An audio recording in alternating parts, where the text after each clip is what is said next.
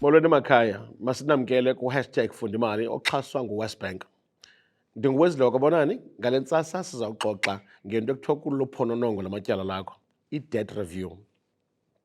Le nkqubo isemthethweni kwaye ikwanceda abantu ukulungiselela indlela abaphatha ngayo izavenge zabo ukwenzela into yoba bakwazi ukufezekisa izithembiso zabo kwimali-mboleko.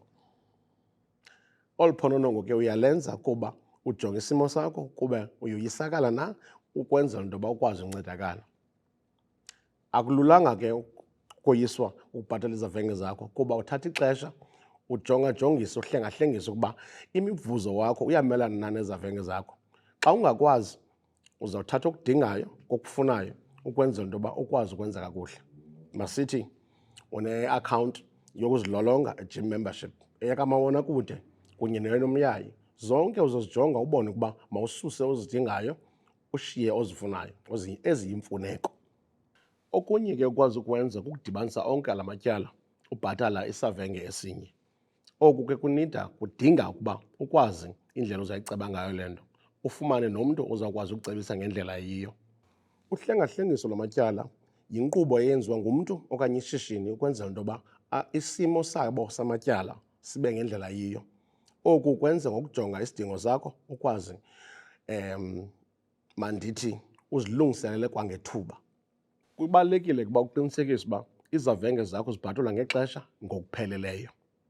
Ukoyisakala yintsingiselo uba wenze uphononongo ukwenzela uba isimo sakho ukubone ukuba uhlabe ukhangela. Inqaku lokuqala, olu hlengahlengiso uzawulenza alucimi ityala lakho